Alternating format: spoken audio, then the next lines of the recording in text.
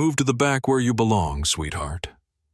The words cut through the first-class cabin like a blade spoken by a man who had no idea he was about to destroy his own life with a single sentence.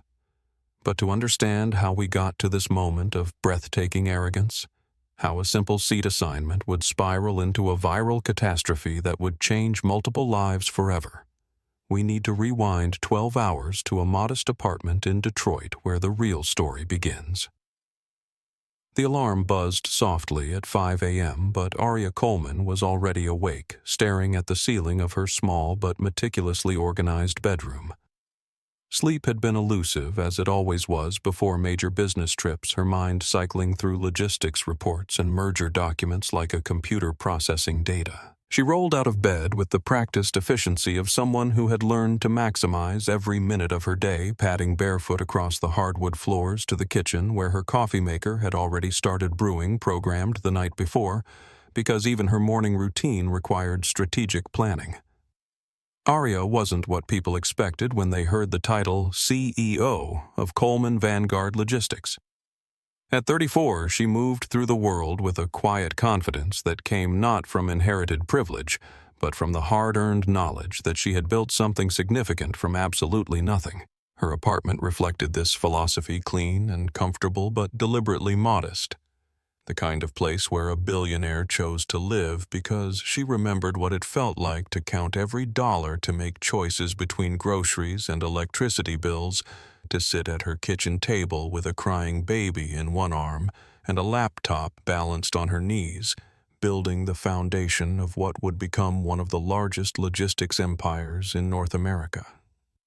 The kitchen table still held that laptop, now displaying the morning's shipping reports from 3 time zones, numbers flowing across the screen that represented millions of packages moving seamlessly from warehouses to doorsteps. Coleman Vanguard Logistics quietly handled 35% of the North American supply chain, which meant that if you had ordered something online in the past week, Aria's algorithms had likely determined how it reached your hands.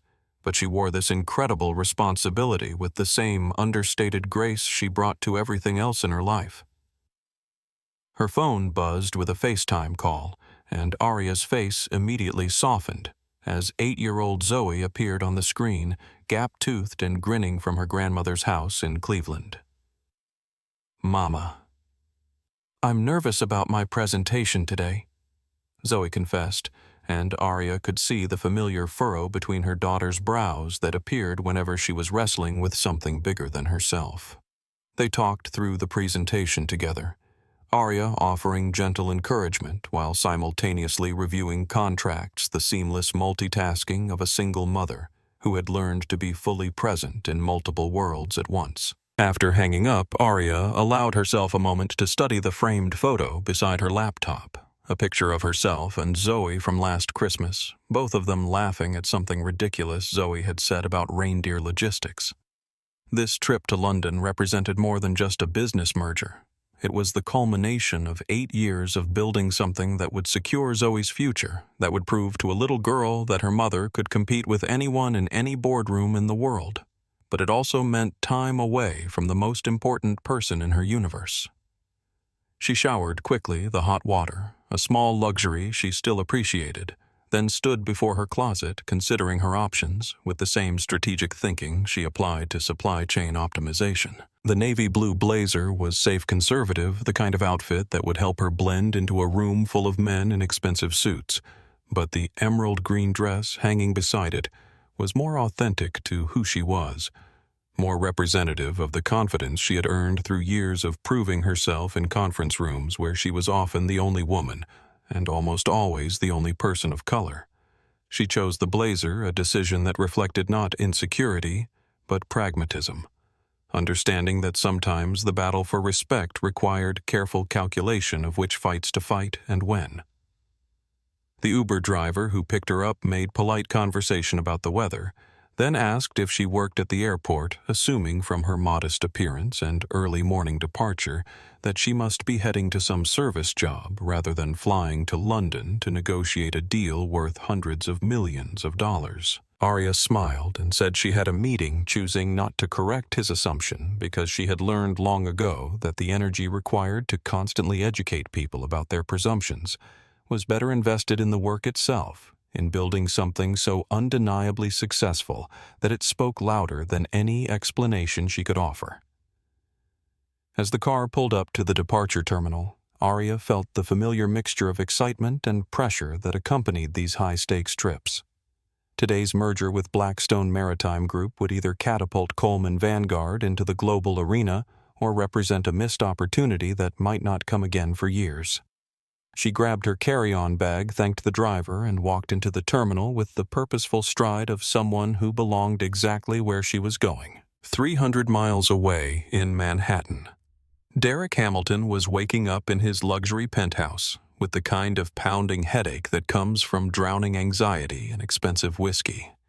The floor-to-ceiling windows offered a breathtaking view of Central Park, but Derek barely noticed as he stumbled toward his kitchen designer, everything surrounding him like the carefully constructed armor of a man desperately trying to convince the world and himself that he had made it to the top of the mountain, when in reality, he was clinging to the edge of a cliff. His phone was already buzzing with messages, the first one from his ex-wife Jennifer, demanding to know why his child support payment was late again. The tone sharp, with the particular frustration of someone who had watched a promising man slowly poison himself with his own insecurities. Derek's fingers trembled slightly as he typed back a defensive response about cash flow and investments lies that came so easily. Now he barely recognized them as deception, his phone displaying a bank balance that would terrify anyone who knew about his monthly expenses, but that he refused to acknowledge as the warning sign it clearly represented. The second message was from his boss at Hamilton & Associates, a terse reminder that today's presentation to Blackstone Maritime Group in London wasn't just another client meeting, but potentially the deal that would determine whether Derek kept his vice president position or joined the growing list of executives who had been quietly asked to clear out their offices when their performance no longer justified their compensation. Derek had built his career on aggressive confidence and the ability to charm clients into believing he was the kind of man who could deliver results.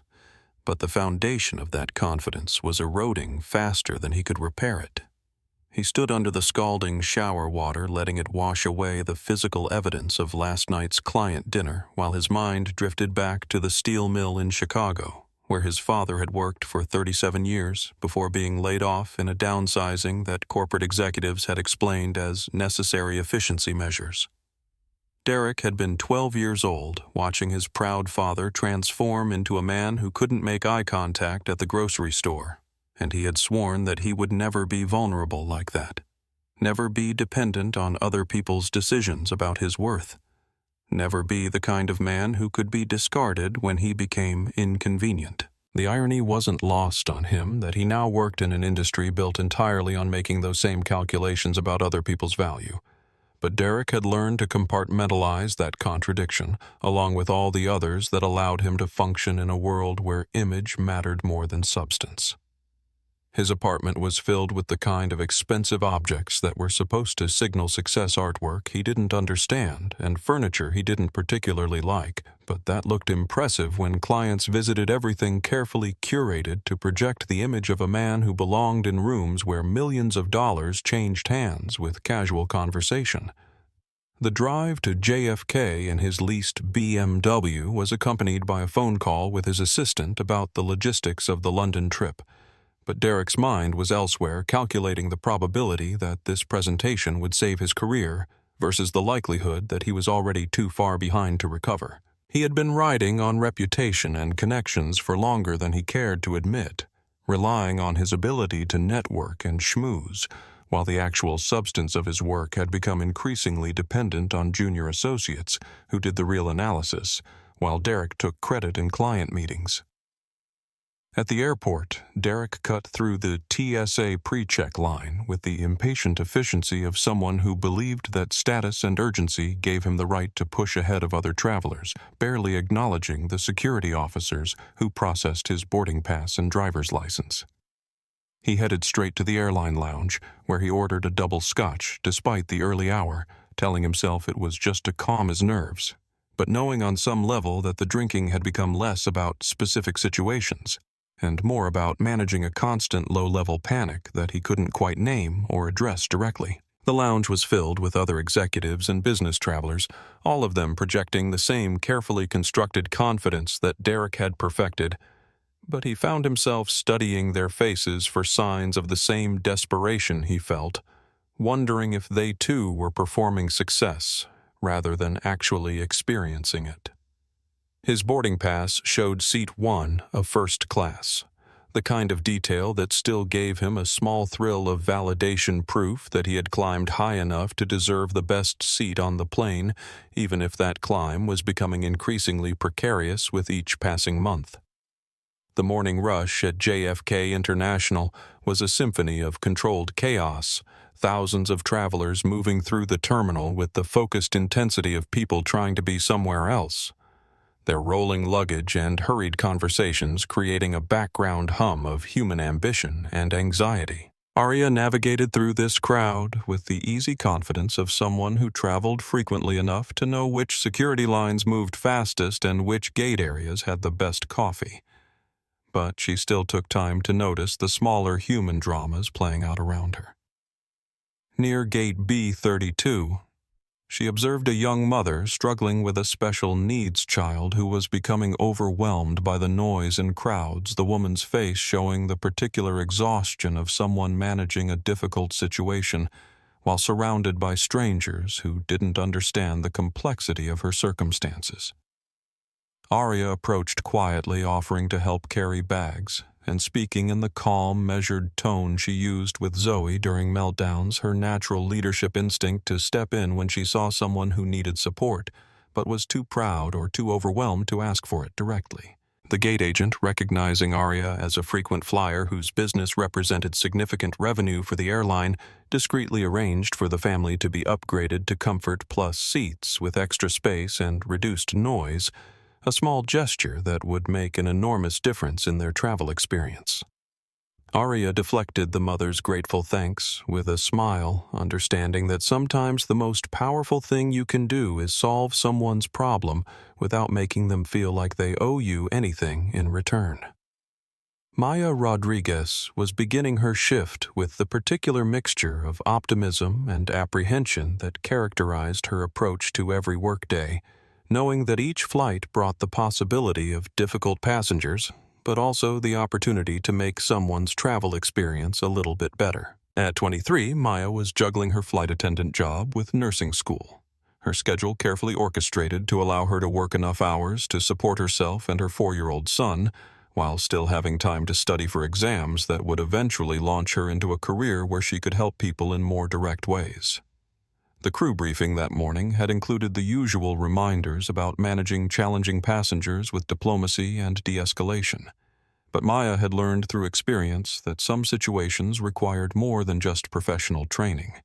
They required the kind of personal courage that came from understanding that standing up for what's right sometimes meant risking the job you couldn't afford to lose. She had grown up watching her mother clean office buildings at night to support 3 children. And she understood the weight of economic vulnerability, but she also understood that there were lines that couldn't be crossed even when crossing them would be easier. Derek arrived at the gate with his phone pressed to his ear, his voice carrying across the waiting area as he discussed market projections and client strategies with the kind of aggressive confidence that was meant to signal his importance to anyone within hearing distance. Professor William Chen, who was traveling to London to visit his daughter and new grandson, looked up from his book with the mild expression of someone who had spent 40 years teaching undergraduate students and had developed a finely tuned radar for insecurity, masquerading as authority. Chen had built his reputation as one of Harvard Business School's most respected professors by understanding that true leadership had very little to do with volume or self-promotion, and everything to do with the quiet consistency of treating people with dignity, regardless of their position in whatever hierarchy you happen to be operating within.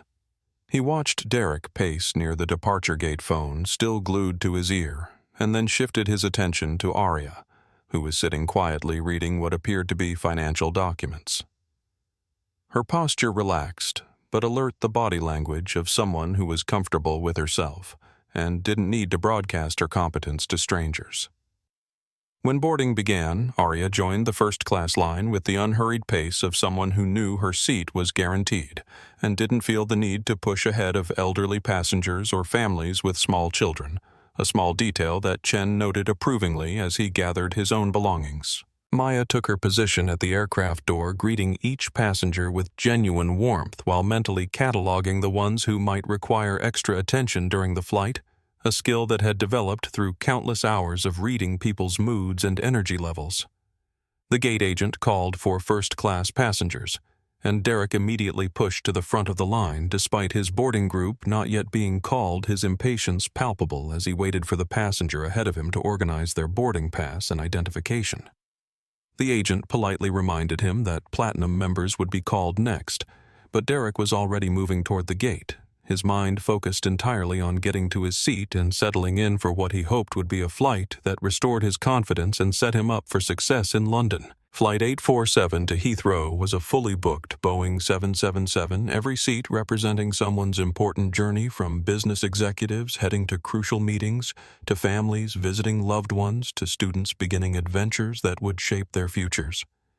But Derek saw none of this human complexity as he pushed through the jet bridge with the single-minded focus of someone who believed his needs superseded everyone else's comfort and convenience.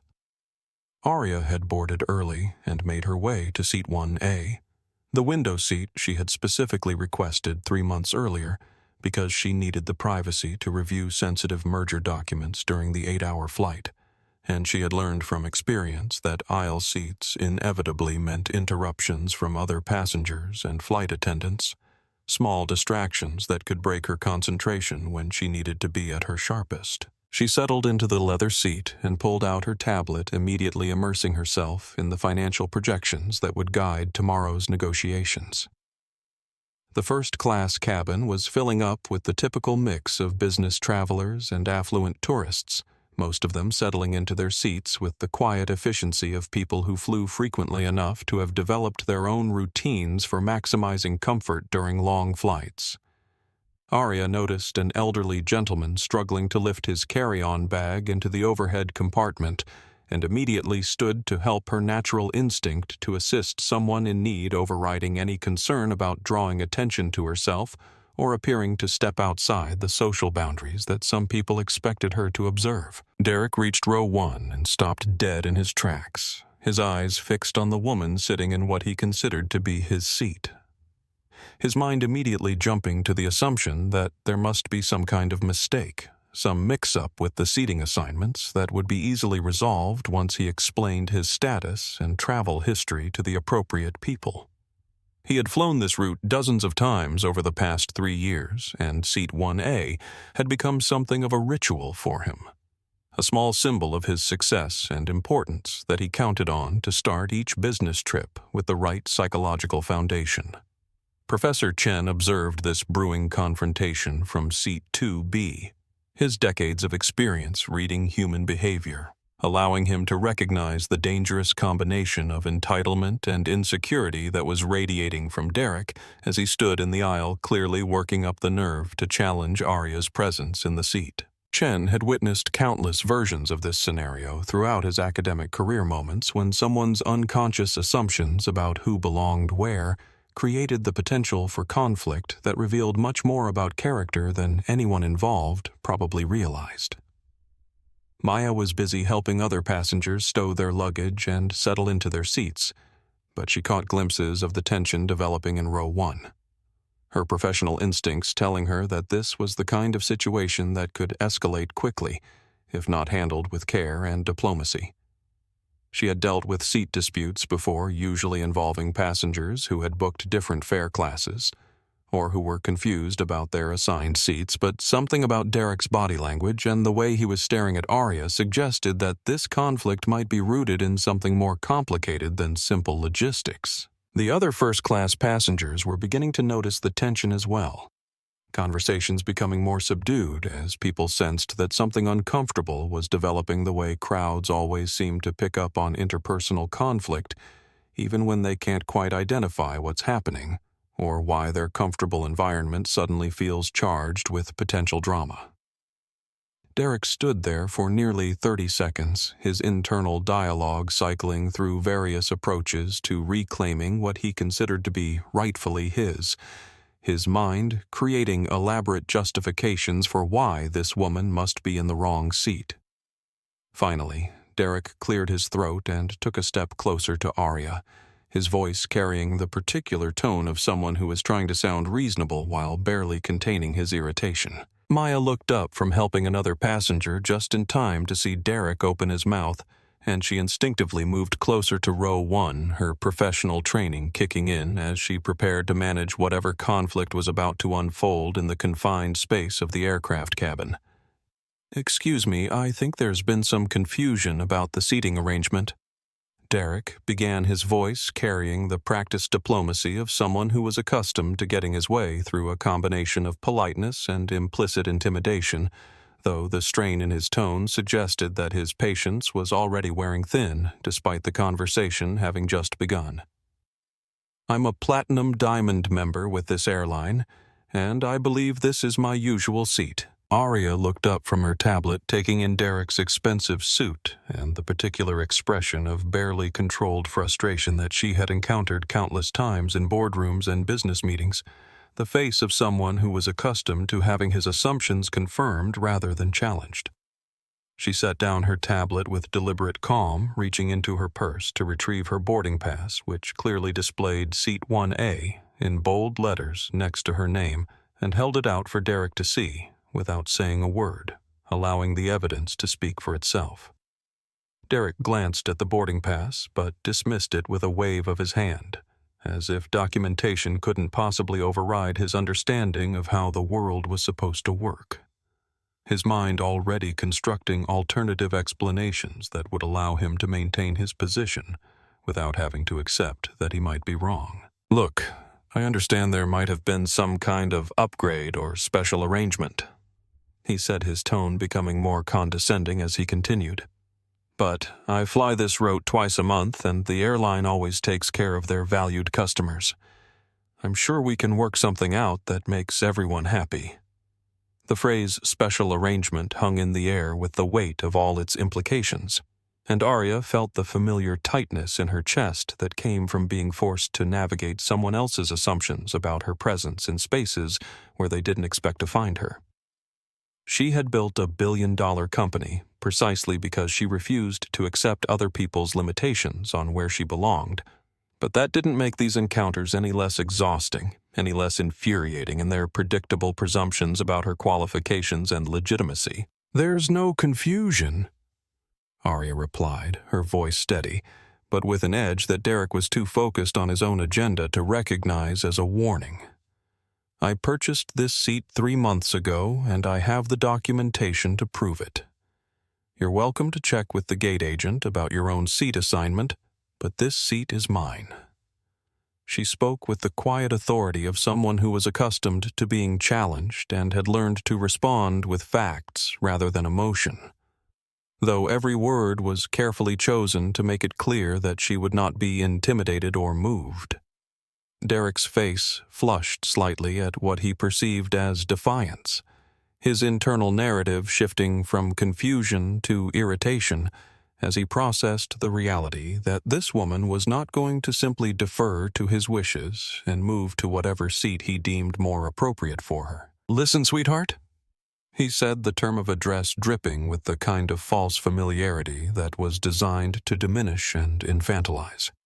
"I don't know what kind of deal you worked out with customer service, but Platinum members have certain privileges, and I've been flying with this airline longer than you've probably been working." The assumption embedded in that last phrase was so breathtakingly arrogant that Aria actually smiled a sharp expression that didn't reach her eyes as she processed the casual way this stranger had decided to categorize her professional experience based on nothing more than his own prejudices and preconceptions. Professor Chen, who had been pretending to read his book while actually observing this interaction with growing concern, felt his own temper begin to rise as he recognized the familiar patterns of discrimination that he had witnessed and experienced throughout his own career in academia. Maya approached row 1 with the careful diplomacy of someone who understood that her job required her to manage conflicts without taking sides. But she could already sense that this situation was more volatile than the typical seat dispute.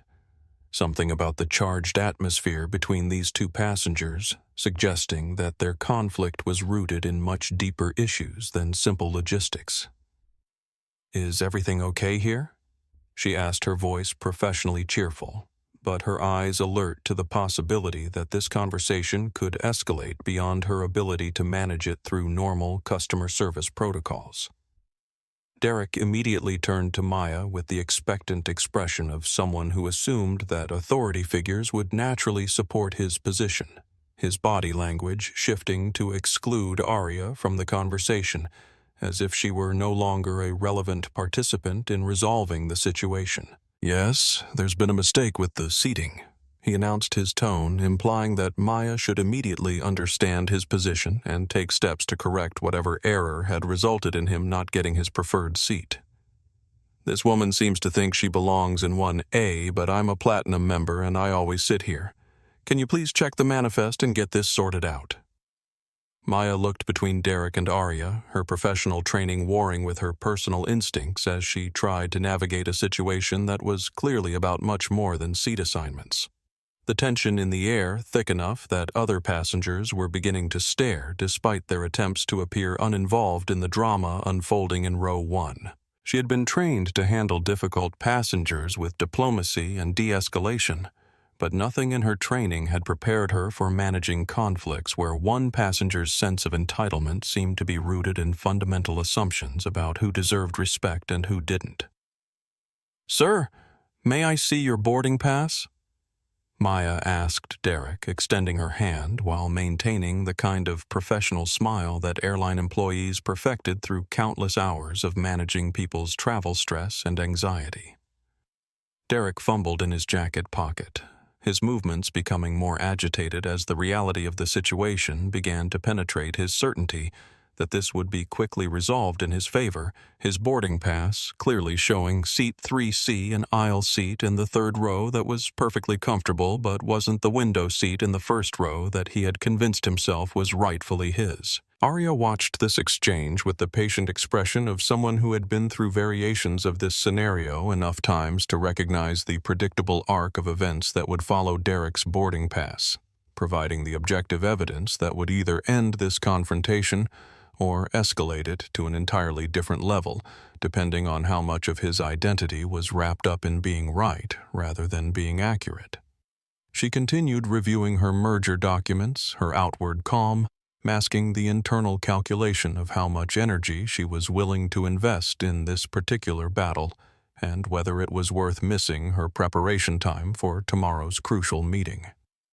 Derek stared at his boarding pass, as if the numbers might change if he looked at them long enough, his mind racing through possible explanations for why his seat assignment wasn't what he expected, his certainty beginning to crack as he confronted the possibility that he had been wrong from the beginning. "This can't be right," he muttered more to himself than to Maya, his voice carrying the particular frustration of someone whose entire sense of order and hierarchy was being challenged by evidence he couldn't dispute or explain away. "Sir, your seat is 3C, which is right there," Maya said gently, pointing to the aisle seat in the third row while maintaining her professional composure despite her growing awareness that Derek's reaction was disproportionate to the simple mistake of approaching the wrong seat. "It's a lovely seat with plenty of legroom, and I'll be happy to help you get settled once you move your carry-on bag." She spoke with the kind of forced cheer that service industry workers used when dealing with customers who were making unreasonable demands, but who still needed to be managed with care to avoid escalation. Derek's response revealed the depth of his psychological investment in this conflict, his voice rising enough that passengers throughout the first-class cabin could hear every word as his frustration boiled over into something approaching rage. "I don't want 3C. He announced, his tone carrying the petulant authority of someone who was accustomed to having his preferences accommodated regardless of logic or fairness. "I want 1A. I always sit in 1A. I'm a Platinum Diamond member, and this airline has always taken care of me. I shouldn't have to sit behind some random passenger who probably got upgraded as a diversity gesture or customer service appeasement." The phrase diversity gesture landed in the cabin like a physical blow, its implications so clear and ugly that several passengers audibly gasped, the veneer of politeness finally stripped away to reveal the raw prejudice that had been driving Derek's behavior from the beginning. Professor Chen set down his book entirely, his academic composure giving way to the kind of moral outrage that came from recognizing evil when he saw it, his decades of experience with discrimination allowing him to understand exactly what was happening and why it couldn't be allowed to continue unchallenged. Aria's response was a masterclass in controlled fury, her voice dropping to a register that somehow carried more authority than Derek's shouting, while maintaining a level of professional composure that highlighted the vast difference in their character and emotional intelligence. "I see," she said, her words carefully chosen and precisely delivered. "So in your mind, the only way a black woman could possibly afford a first-class seat is through some kind of charity or special favor, not through her own success and hard work. Is that an accurate summary of your position?" The question hung in the air like a challenge, forcing Derek to either acknowledge the racist assumptions underlying his comments or double down on them in a way that would make his prejudice even more explicit. And Maya found herself holding her breath as she waited to see which direction this confrontation would go, her professional training completely inadequate for managing a situation that had moved far beyond customer service into the realm of fundamental human dignity and respect. Derek's face turned red as he processed the way Aria had exposed the ugliness of his thinking. But instead of backing down or apologizing, he doubled down with the desperate aggression of someone whose entire worldview was being threatened by evidence of his own moral failure. "Don't try to make this about race." He snapped his voice, carrying the particular indignation of someone who resented being confronted with the consequences of his own words and actions. "This is about airline policies and customer loyalty, not whatever narrative you're trying to create to get sympathy." The first-class cabin had become completely silent except for the hum of the aircraft's air conditioning system. Every passenger and crew member focused on the confrontation unfolding in row 1. The weight of Derek's words and their implications creating an atmosphere so thick with tension that people were afraid to move or speak, as if any sudden action might cause the situation to explode into something even more dangerous and unpredictable. Aria closed her tablet and turned to face Derek directly, her movement deliberate and controlled the body language of someone who had made a decision about how far she was willing to let this go before taking action to protect not just herself, but the principle that people's dignity should not be subject to the approval or disapproval of strangers who believed their economic status gave them the right to determine who belonged where. "You're absolutely right that this is about airline policies," she said, her voice carrying the kind of quiet intensity that commanded attention without requiring volume. "The policy that says passengers sit in the seats they purchased regardless of their race or your personal opinions about whether they deserve to be there." Derek's response revealed the full extent of his entitlement and the dangerous combination of alcohol anxiety and wounded pride that was driving his increasingly irrational behavior. His internal controls completely failing, as he found himself in a situation where his usual strategies for getting his way were not only ineffective, but actively backfiring. "Look, lady, I don't know who you think you are or what kind of game you're playing." He snarled, his voice loud enough now that passengers in economy class could hear the commotion. "But I'm not some racist villain in your victim narrative. I'm a successful businessman with a right to the seat I always sit in, and I'm not going to be lectured by someone who probably couldn't afford to fly coach without whatever handout got her up here." The word handout was the final straw for Professor Chen, who rose from his seat with the measured dignity of someone who had spent his entire career fighting against exactly this kind of ignorant prejudice, his voice carrying the authority of decades spent in classrooms, where he had tried to educate young minds about the importance of treating all people with basic respect and human decency. Young man Chen said, his tone somehow managing to be both gentle and devastating. "You are embarrassing yourself, your family, and everyone who has to witness your behavior. This woman has shown you nothing but courtesy and professionalism, while you have revealed yourself to be exactly the kind of person that makes air travel unpleasant for everyone else." Derek whirled to face Chen, his anger finding a new target, as he processed the professor's words as an attack on his character, rather than an accurate assessment of his behavior. His ability to accept criticism or acknowledge fault completely overwhelmed by his need to be right, and to maintain his sense of superiority over people he had arbitrarily decided were beneath him. "Mind your own business, old man," Derek shouted, his voice cracking with the strain of maintaining his aggressive posture, while his foundation of certainty crumbled beneath him. "This doesn't concern you, and I don't need lectures from some foreign professor about American business practices." The casual racism of that comment, directed at a man who had been born in San Francisco and had spent his entire career contributing to American academia, revealed the depth of Derek's prejudice and his complete inability to see people as individuals rather than as representatives of whatever stereotypes his limited worldview had created about them. Maya stepped forward, her professional training finally giving her a framework for action, as Derek's behavior crossed clearly into the territory of harassment and intimidation that airline policies were designed to address through security intervention. "Sir, I'm going to need you to lower your voice and return to your assigned seat," Maya said, her voice now carrying the authority of someone who was no longer trying to accommodate an unreasonable passenger, but was instead managing a security situation that required clear boundaries and consequences. "Your behavior is disturbing other passengers and creating an unsafe environment. If you cannot comply with crew instructions, we will need to involve airport security." She spoke with the kind of firm professionalism that left no room for negotiation, her posture and tone making it clear that Derek's options were narrowing rapidly. Derek's response was the final act of a man whose carefully constructed image of himself was collapsing in real time, his usual strategies for intimidation and control proving not just ineffective, but actively self-destructive as he found himself surrounded by people who refused to be impressed by his bluster or intimidated by his aggression. "You think you can threaten me?"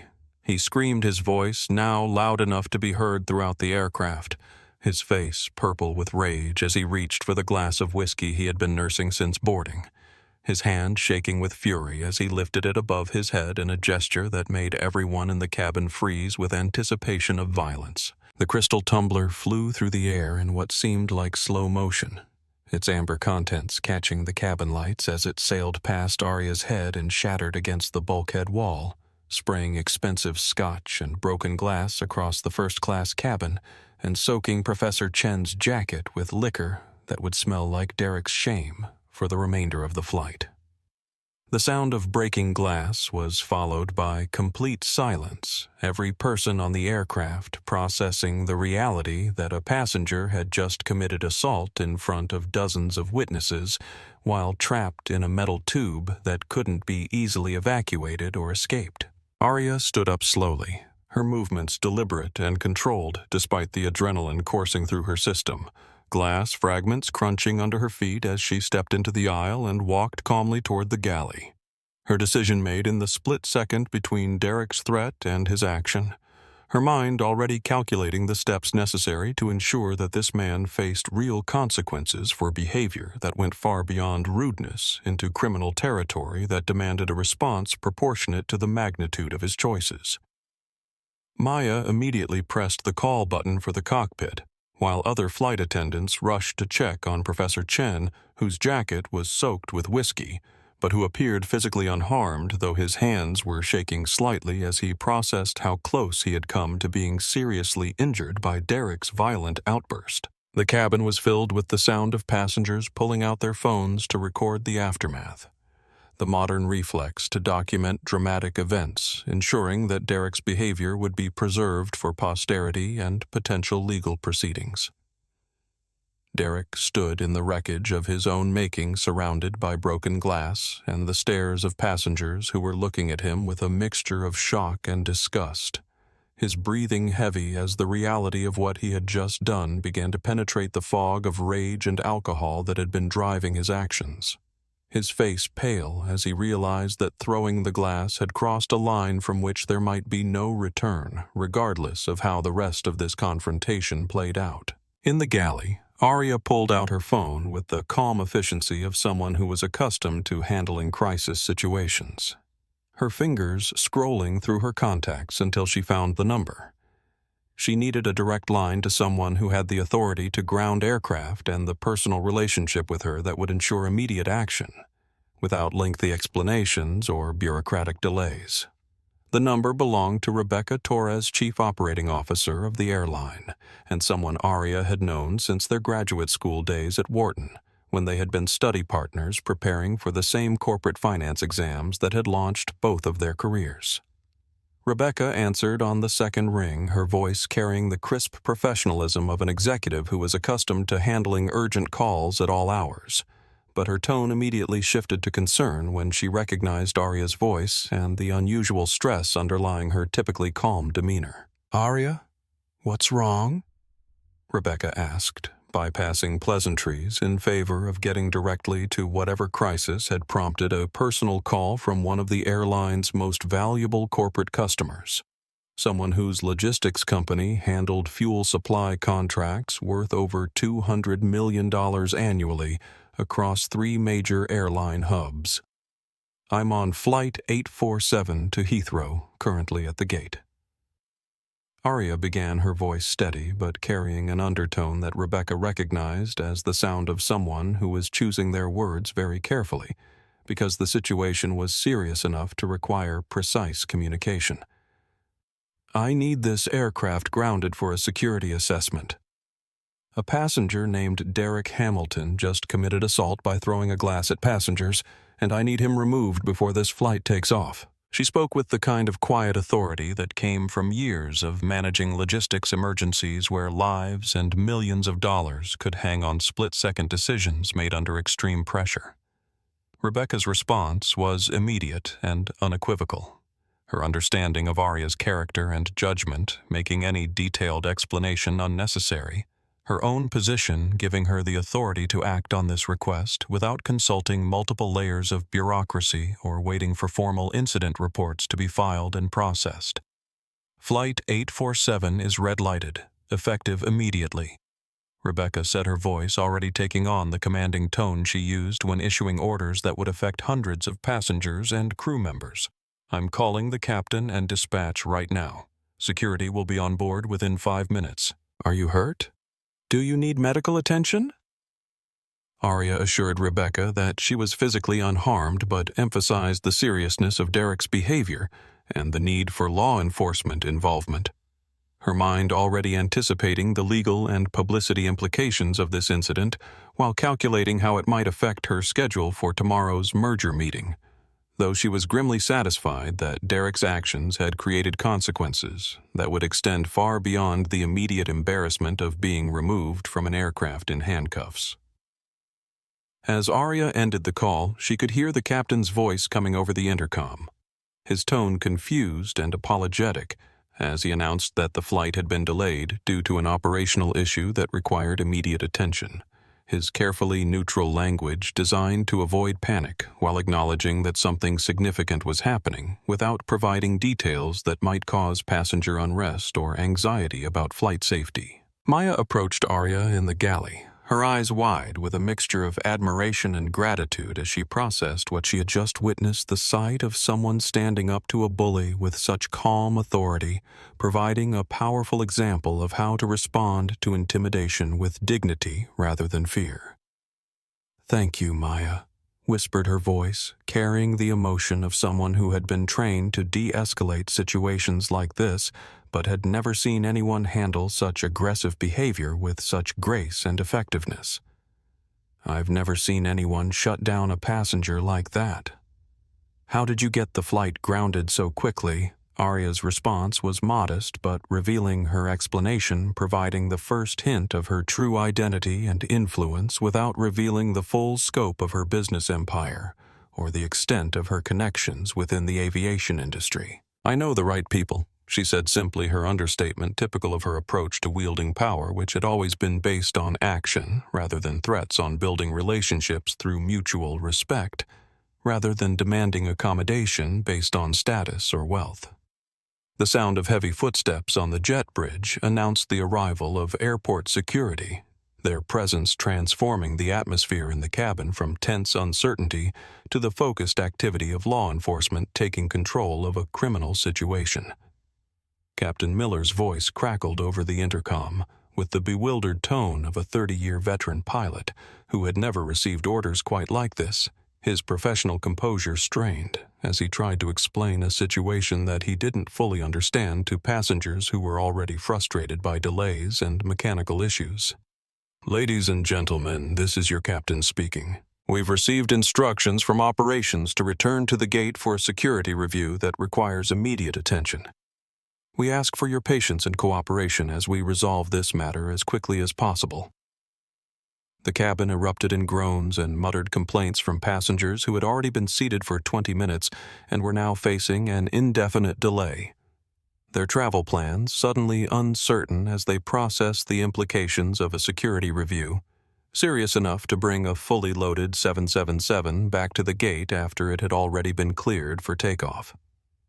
Derek stood frozen in row 1, surrounded by broken glass and the evidence of his violent outburst, his face cycling through expressions of confusion, fear, and defiant anger as he began to comprehend that his actions had triggered consequences far beyond what he had anticipated. The aircraft door reopened with the distinctive mechanical sound that every frequent traveler recognized, followed immediately by the heavy footsteps of airport security officers making their way down the jet bridge with the purposeful stride of law enforcement officials who had been briefed on a situation requiring immediate intervention.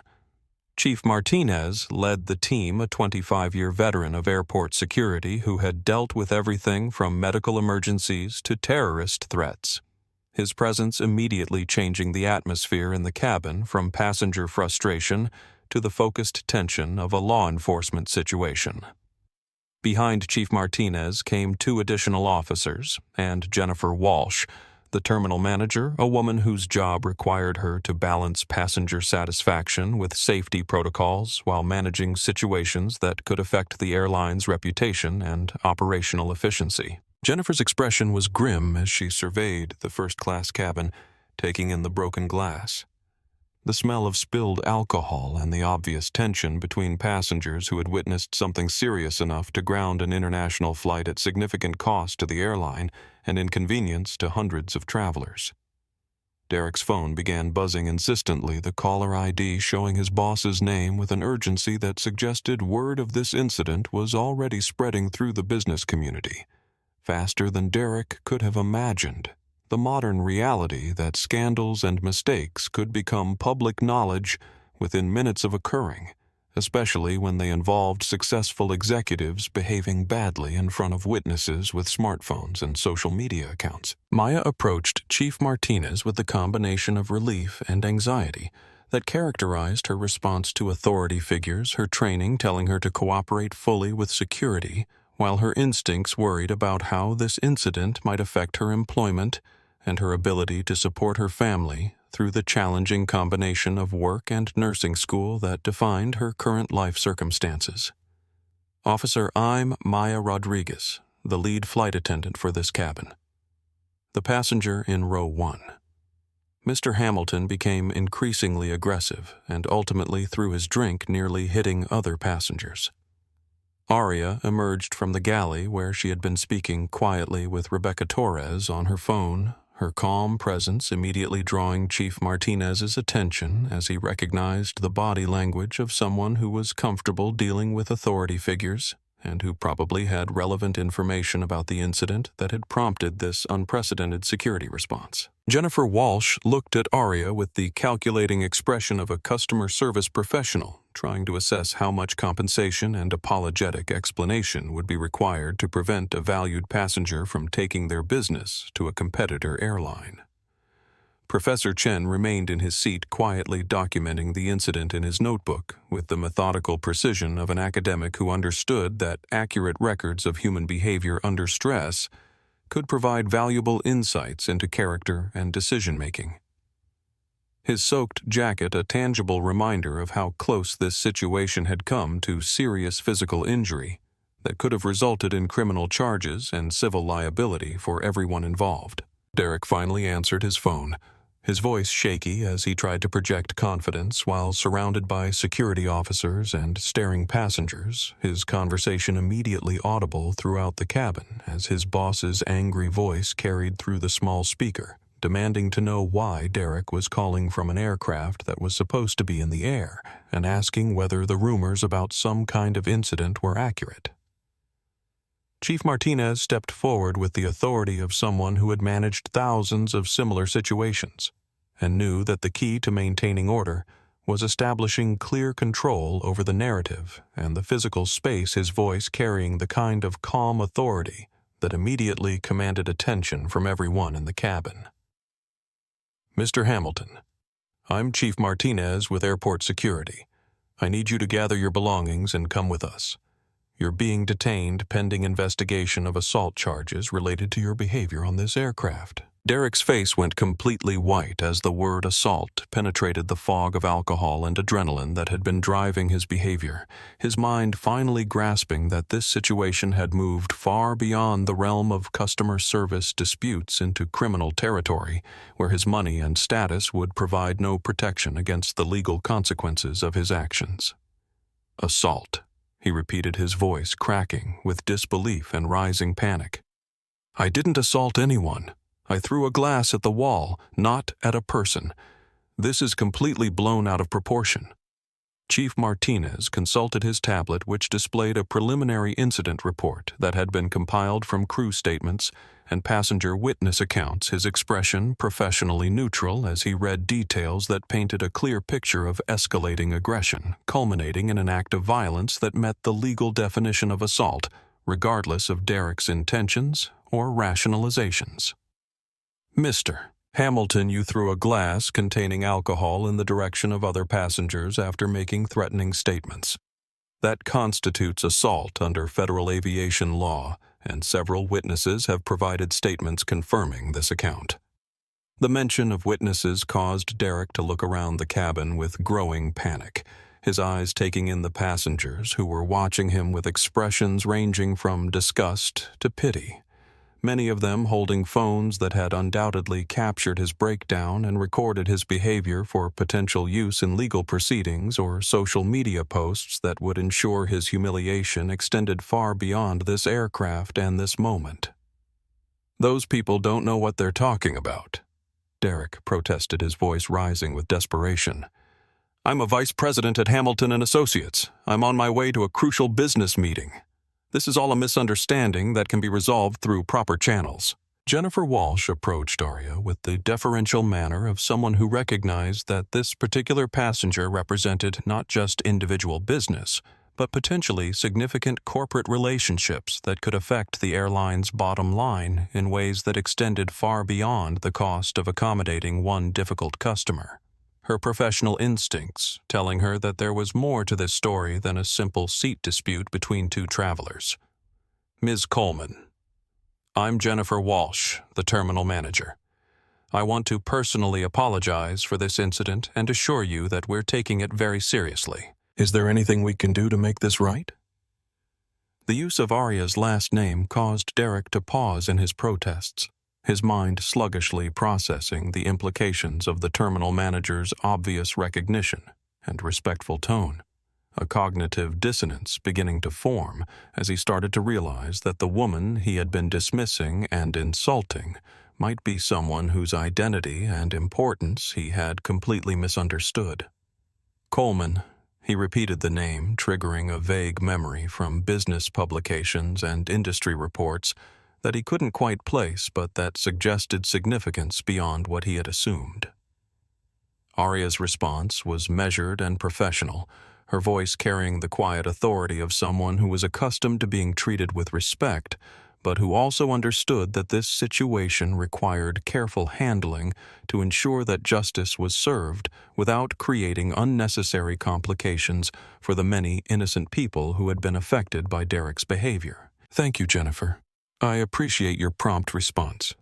The crew handled this situation professionally under very difficult circumstances, particularly Maya, who showed remarkable composure while being intimidated and threatened."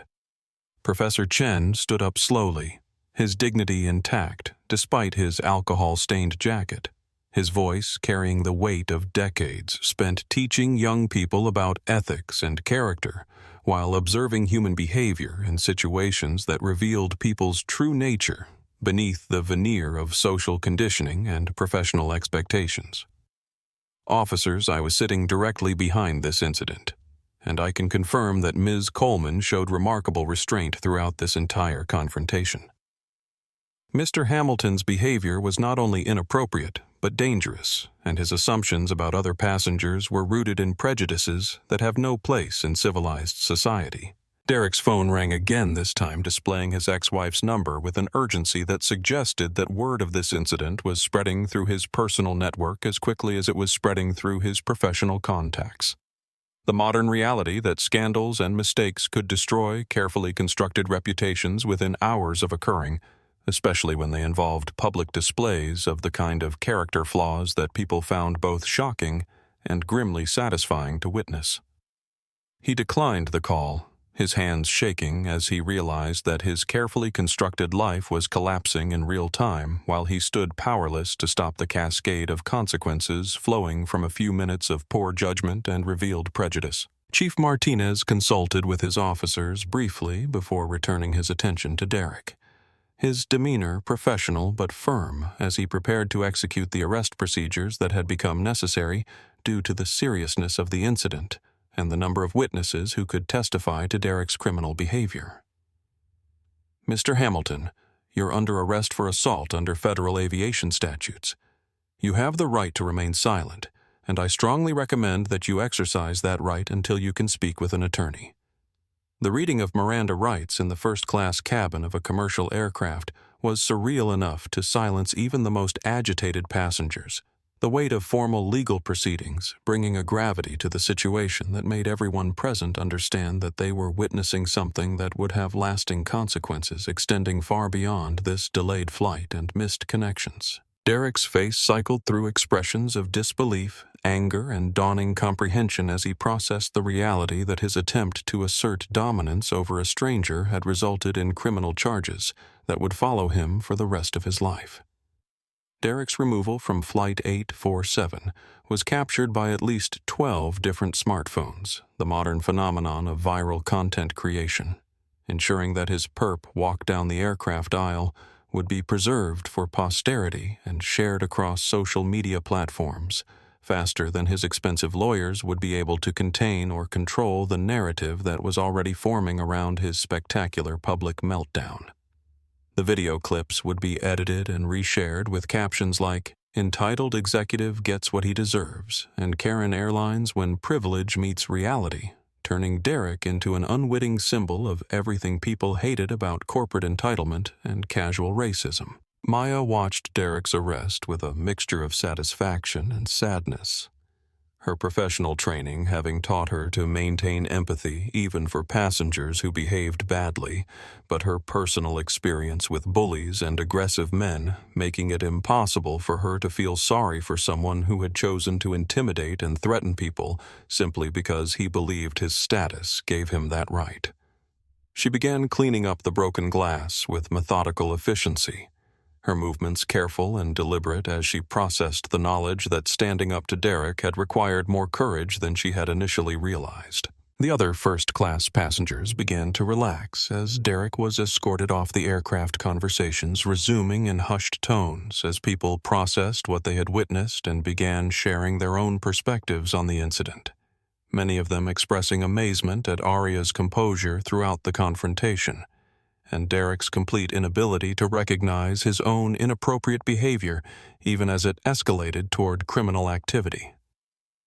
Jennifer Walsh returned to Aria's seat with the kind of focused attention that customer service professionals reserved for situations where significant compensation and careful relationship management would be required to prevent a valuable customer from taking their business elsewhere. Her mental calculations, including not just the immediate cost of this incident, but the potential long-term impact on corporate relationships that generated millions of dollars in annual revenue for the airline. Mrs. Coleman. Jennifer began her tone respectful but slightly nervous as she prepared to discuss compensation for an incident that had gone far beyond typical airline service failures into territory that could result in lawsuits, negative publicity, and regulatory investigations that could cost the company far more than any reasonable accommodation they might offer. I want to discuss how we can make this right. Obviously, this was an unprecedented situation that should never have occurred, and we take full responsibility for allowing it to escalate to this point. Aria's response surprised Jennifer with its graciousness and focus on systemic improvement rather than personal compensation. Her leadership philosophy evident in her instinct to use this situation as an opportunity to create positive change, rather than simply extracting financial benefits for herself. Jennifer, I appreciate your concern, but what I really want to see is enhanced training for your crew members so they feel empowered to intervene early in situations like this before they escalate to violence. Maya handled herself professionally, but she shouldn't have had to manage that level of aggression without clearer support from management. The suggestion revealed Aria's understanding of organizational dynamics and her natural inclination toward solutions that would benefit other people, rather than focusing exclusively on her own experience, a perspective that impressed Jennifer and made her realize that she was dealing with someone whose influence and character extended far beyond what their frequent flyer profile might suggest. That's an excellent suggestion, Jennifer agreed. I'll personally ensure that this incident becomes part of our training curriculum. Can I ask how you were able to get the flight grounded so quickly? That level of response usually requires multiple approvals and significant justification. Professor Chen interjected with a gentle smile that carried decades of academic wisdom about human nature and the tendency of people to underestimate others based on surface appearances and unconscious assumptions about who possessed authority and influence in various contexts. Perhaps, Jennifer, you should ask Ms. Coleman about her business rather than her connections. I suspect you might find the answer quite illuminating. His suggestion carried the tone of someone who had recognized something important that others had missed, his academic instincts telling him that there was more to Aria's story than anyone had yet realized. The combination of Chen's hint and Aria's demonstrated influence prompted Jennifer to reconsider her assumptions about this particular passenger, her customer service training finally giving way to genuine curiosity about someone who had managed to ground a commercial flight with a single phone call while displaying the kind of leadership and composure that suggested significant experience managing crisis situations under pressure. Flight 847 finally departed JFK 3 hours behind schedule. The delay caused not just by Derek's removal and the subsequent security investigation, but also by the time required to clean the aircraft, interview witnesses, and complete the paperwork that federal regulations required following any incident involving passenger violence and law enforcement intervention. The captain's announcement that they were cleared for takeoff was met with relieved applause from passengers who had been trapped in an uncomfortable situation that most of them had never experienced and hoped never to experience again. The flight to London passed peacefully with Aria and Professor Chen engaging in the kind of thoughtful conversation that developed between intelligent people who had shared an intense experience and found common ground in their perspectives on leadership character and the responsibility that came with success and influence. Chen shared stories from his decades in academia about the challenge of teaching ethical behavior to students who were primarily focused on financial success, while Aria discussed the difficulty of building a business empire while maintaining the values and principles that had guided her from the beginning. Maya made a point of checking on Aria throughout the flight, her gratitude evident in small gestures like ensuring her coffee cup was never empty and quietly upgrading her meal selection to include options from the business class service.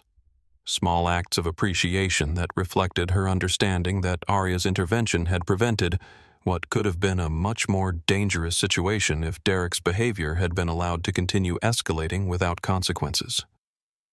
The other passengers treated Aria with a combination of respect and curiosity, many of them approaching during the flight to express their admiration for how she had handled Derek's aggression and to share their own stories about witnessing or experiencing similar situations where prejudice and entitlement had created uncomfortable or dangerous circumstances that required someone with courage to stand up and demand better behavior from people who thought their status protected them from accountability. As the aircraft began its descent into Heathrow, Aria felt a sense of accomplishment that went beyond the successful resolution of an unpleasant incident.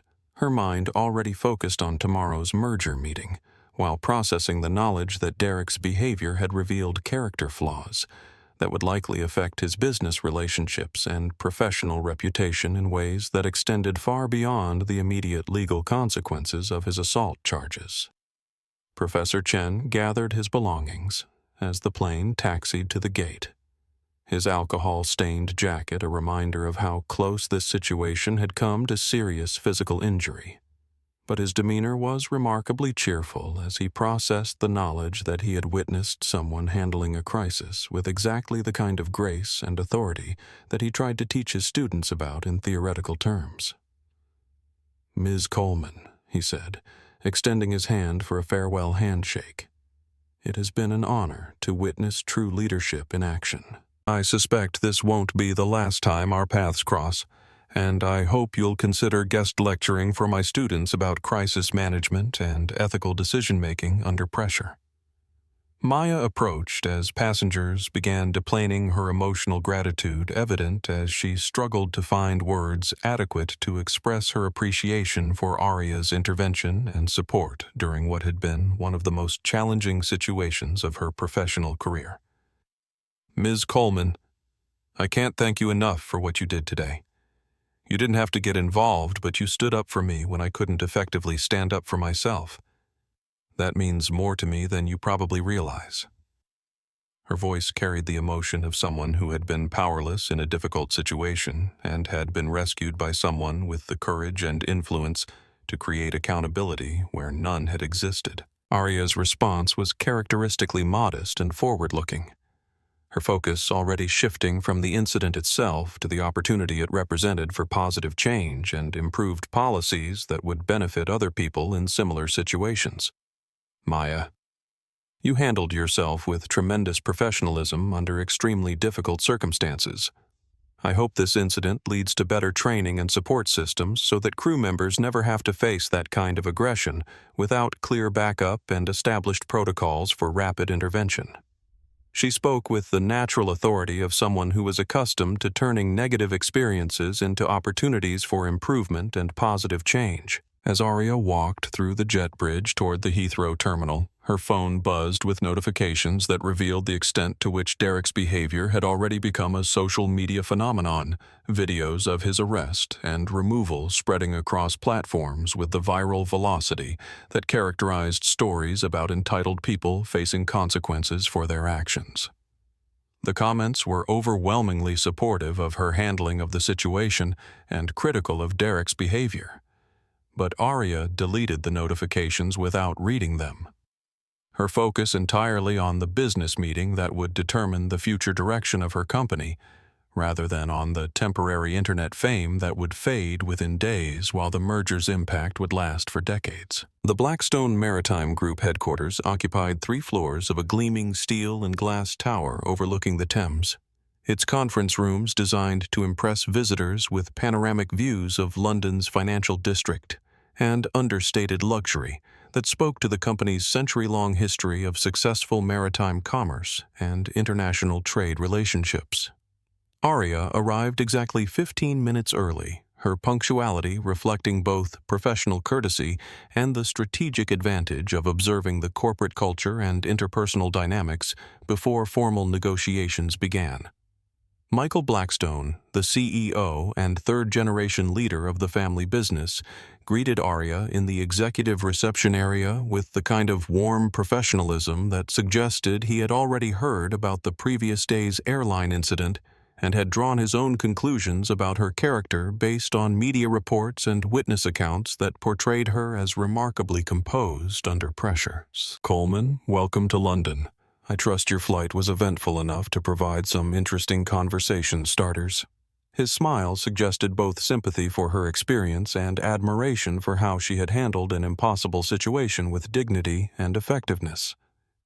The conference room was already occupied by 6 other executives, including Professor Chen, whose presence surprised Aria, until Michael explained that the professor had served as an informal advisor to Blackstone Maritime for over a decade, providing strategic counsel on international partnerships and cultural considerations that affected their global operations. Chen's presence at yesterday's incident had given the Blackstone team an independent perspective on Aria's leadership qualities under stress. An unplanned but valuable character reference that carried significant weight in their evaluation of this potential partnership. Before we discuss the merger terms, Michael began his tone shifting from social pleasantries to serious business. "I want to acknowledge that yesterday's incident on your flight has given us unexpected insight into how you handle crisis situations and adversity.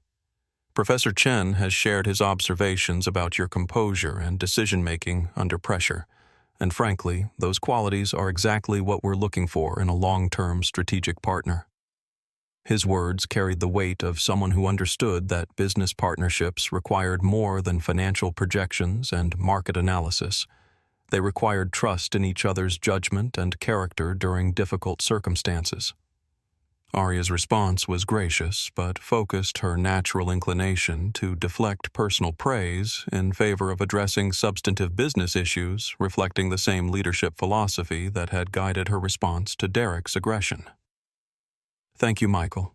Yesterday was certainly unexpected, but it reminded me why I started Coleman Vanguard in the first place, to create a company culture based on respect, dignity, and accountability at every level of operation. Those values aren't just marketing slogans. They're operational principles that affect how we treat employees, customers, and business partners." She spoke with the quiet conviction of someone who had built her success on consistent adherence to ethical principles rather than compromise and expediency. The merger negotiations proceeded with surprising smoothness, the Blackstone team having already conducted extensive due diligence on Coleman Vanguard's financial performance and operational efficiency. But yesterday's incident had provided them with information about Aria's character and leadership style that no amount of research could have revealed. Professor Chen contributed strategic insights about cultural integration and international market dynamics, his academic perspective complementing the practical business experience of both negotiating teams. By late afternoon, the terms had been finalized at valuations that exceeded Aria's initial expectations, the Blackstone executives having been impressed not just by Coleman Vanguard's financial performance, but by the demonstration of ethical leadership and crisis management that had emerged from what could have been a simple airline incident, but had instead become a revealing test of character under pressure. The merged company would become the largest privately held logistics operation in Europe, with Aria maintaining operational control while gaining access to Blackstone's established relationships throughout the European Union and beyond. As the contracts were being prepared for signing, Michael shared news that Derek Hamilton's behavior had already had professional consequences beyond his arrest and criminal charges. Hamilton and associates having terminated his employment within hours of video footage appearing on social media platforms, their corporate communications department issuing statements that distanced the firm from Derek's actions while emphasizing their commitment to diversity, inclusion, and respectful treatment of all individuals, regardless of their background or appearance. Professor Chen added that Derek's incident had become a case study in his business ethics curriculum, not as an example of deliberate malice, but as a cautionary tale about how unconscious prejudice and unchecked privilege could escalate into criminal behavior when combined with alcohol stress and the absence of self-reflection or accountability. Students need to understand. Chen explained that character reveals itself most clearly in moments of pressure and conflict, and that the assumptions we make about other people often say more about our own limitations than about theirs. The signing ceremony was conducted with appropriate formality photographs taken for corporate communications and industry publications. But Aria's satisfaction came not from the financial terms or strategic advantages, but from the knowledge that she had built something significant through consistent adherence to principles that many business leaders abandoned when they became inconvenient or expensive to maintain. Maya Rodriguez had been invited to attend as Aria's guest, her presence serving as a reminder that yesterday's incident had affected multiple people whose courage and professionalism deserved recognition and celebration. Maya's gratitude was evident as she watched the contract signing her nursing school graduation scheduled for the following month, made possible in part by scholarship funding that Aria had quietly arranged through Coleman Vanguard's educational foundation. Her experience with Derek's aggression having strengthened her resolve to pursue a career focused on helping and healing, rather than serving and accommodating people who believed that economic status gave them the right to treat others with disrespect and cruelty. 6 weeks after Flight 847. The incident had generated consequences that extended far beyond Derek's criminal conviction and community service sentence, creating ripple effects throughout the airline industry as companies revised their training protocols and passenger behavior policies to address situations where customer service representatives faced intimidation and harassment from travelers who believed their economic status exempted them from basic standards of human decency and respect.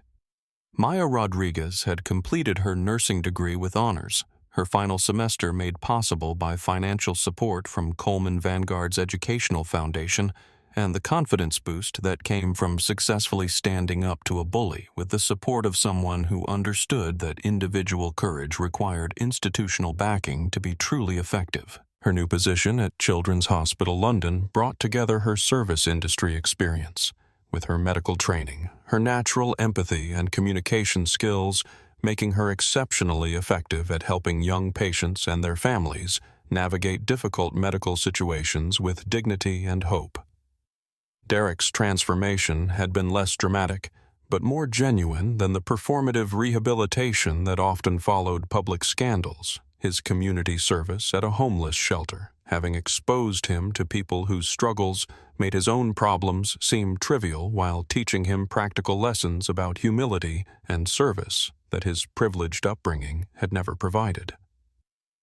His anger management therapy had helped him understand the childhood experiences and professional pressures that had created his sense of entitlement and aggressive behavior, though he remained too ashamed to attempt direct contact with the people he had hurt through his actions. Professor Chen had incorporated the Flight 847 incident into his Harvard Business School curriculum as a case study in leadership under pressure, using Aria's response to Derek's aggression as an example of how true authority came from character and principles, rather than from status or economic power.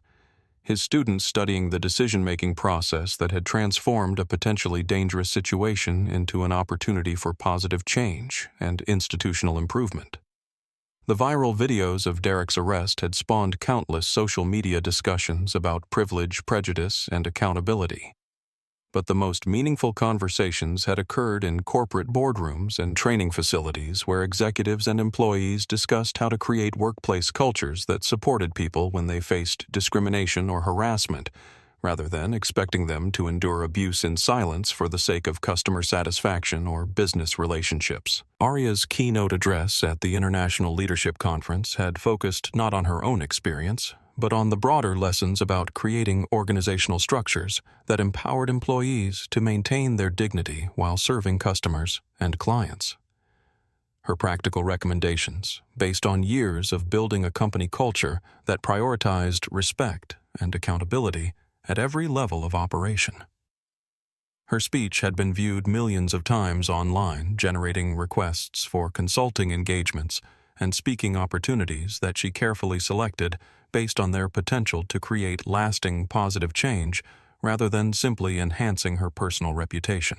The airline industry had implemented new protocols for handling passenger conflicts with crew members, receiving enhanced training on de-escalation techniques, and clear authority to remove travelers whose behavior threatened the safety or dignity of other passengers or staff members. The Flight 847 incident. Having demonstrated that allowing aggressive behavior to escalate served no one's interests and created liability exposure that far exceeded the cost of enforcing reasonable standards of conduct. Derek's former colleagues at Hamilton and Associates had distanced themselves personally and professionally, but several had privately acknowledged that his behavior reflected broader cultural problems within the financial services industry, where client relationships and revenue generation often took precedence over ethical considerations and respectful treatment of service providers and support staff. His public downfall serving as a warning about the personal consequences of embodying the worst aspects of corporate culture and masculine entitlement. Maya had started a peer support group for service industry workers who faced harassment and discrimination. Her own experience with Derek's aggression, having taught her that individual courage was most effective when combined with collective action and institutional change, her nursing training providing her with communication skills and emotional intelligence that made her particularly effective at helping others process difficult experiences and develop strategies for maintaining their dignity while protecting their employment security. The merger between Coleman Vanguard and Blackstone Maritime had exceeded all performance projections, the combined company's emphasis on ethical business practices and respectful treatment of employees and partners, creating competitive advantages in international markets where reputation and reliability carried significant weight in contract negotiations and long-term business relationships. 1 year after Flight 847, Aria stood at the podium of Maya's nursing school graduation ceremony, her role as guest speaker representing both personal friendship and professional recognition of Maya's courage in standing up to Derek's intimidation, despite the economic vulnerability that made such confrontations particularly risky for service industry workers who couldn't afford to lose their jobs for refusing to tolerate abusive behavior from customers or clients. Maya's graduation speech focused on the connection between her airline experience and her medical career,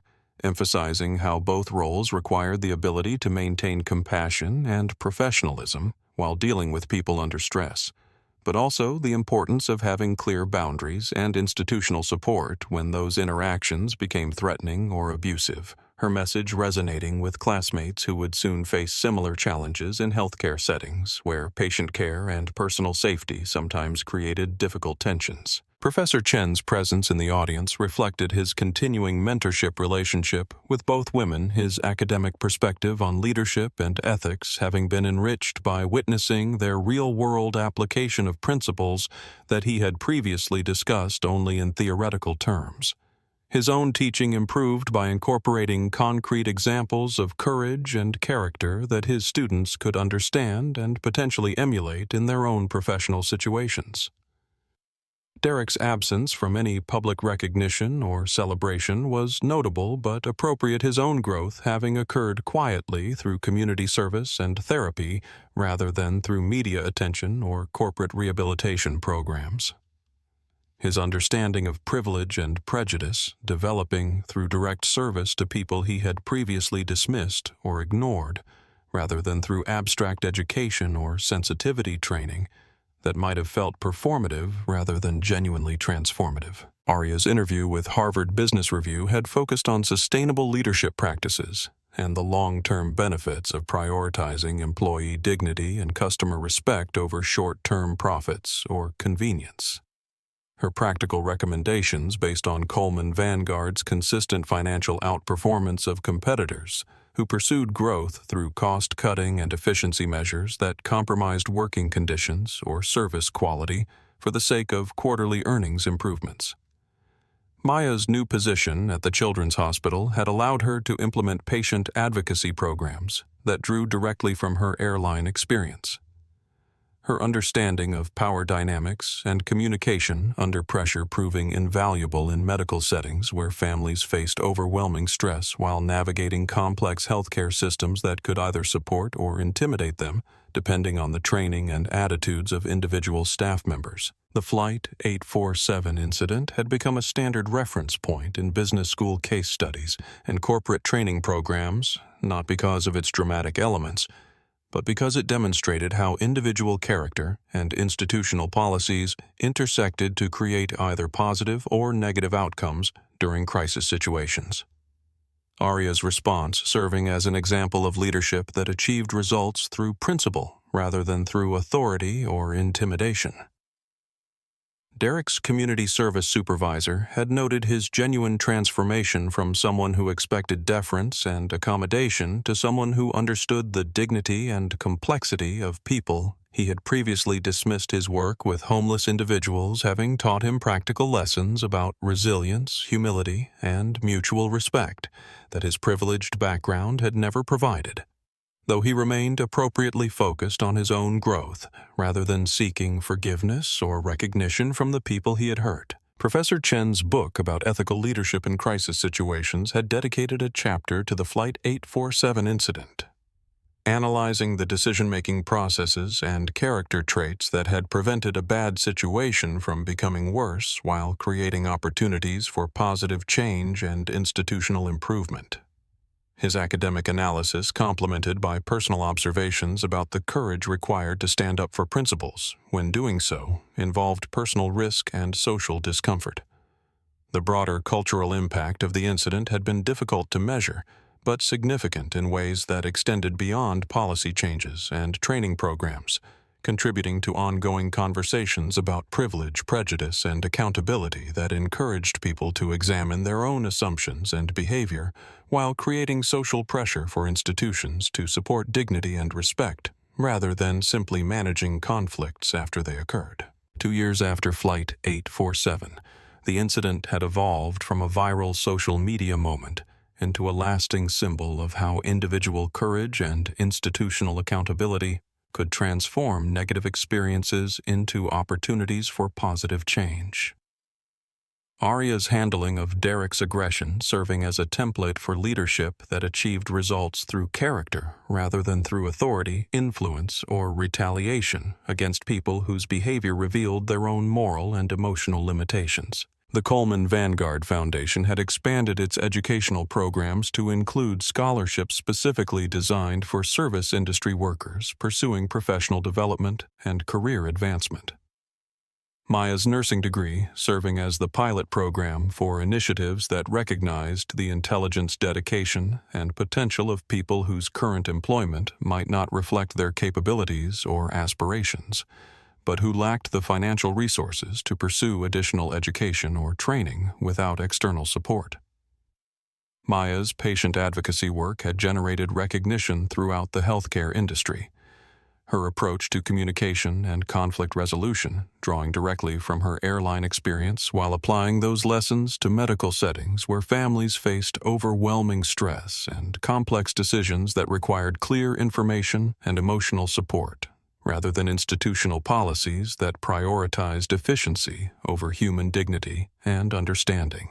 Professor Chen's retirement celebration had included presentations from former students who credited his teaching about ethical leadership with influencing their own decision-making during difficult professional situations, many of them specifically referencing the Flight 847 case study as a practical example of how abstract principles could be applied effectively during real-world crises that required courage, judgment, and commitment to values that might be temporarily inconvenient, but were ultimately essential for sustainable success. Derek's transformation had continued quietly through ongoing therapy and volunteer work, his understanding of privilege and prejudice deepening through sustained engagement with people whose experiences differed dramatically from his own.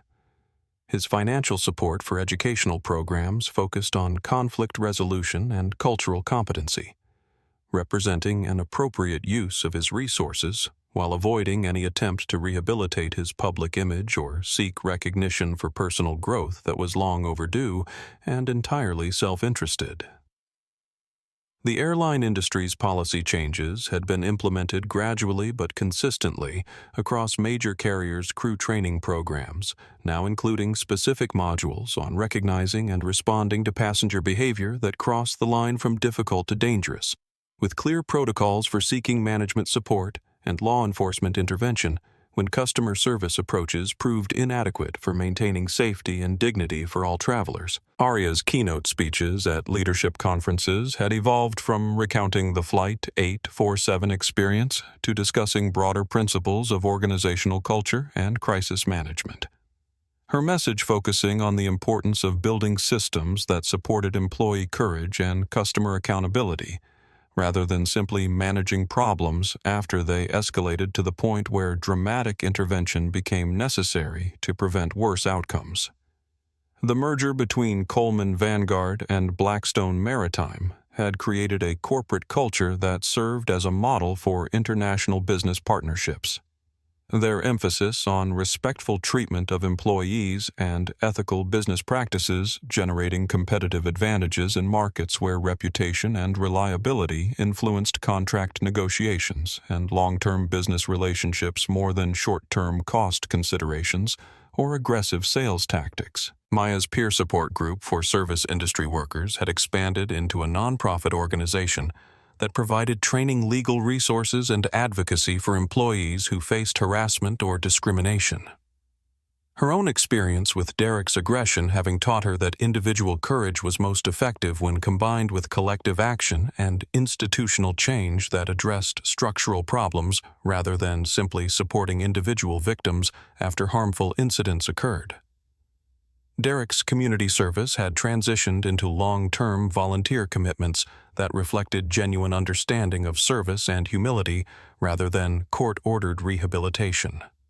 His work with organizations focused on education and economic opportunity, representing an appropriate use of his skills and resources while maintaining appropriate boundaries about recognition and leadership roles that would be inappropriate given his history of entitlement and aggression. The lasting impact of Flight 847 extended beyond policy changes and individual transformations to broader cultural conversations about dignity, respect, and accountability that encouraged people to examine their own assumptions and behavior, while creating social expectations for institutions to support positive change, rather than simply managing conflicts and crises after they had already caused harm to individuals and communities.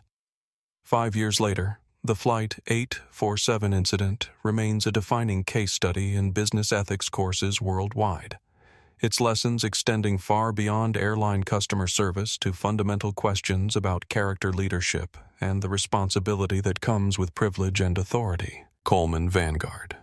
Logistics has tripled in value under Aria's continued leadership, while their workplace dignity initiatives have been adopted by companies across multiple industries who recognize that treating employees and customers with respect creates competitive advantages that extend far beyond simple legal compliance or public relations management.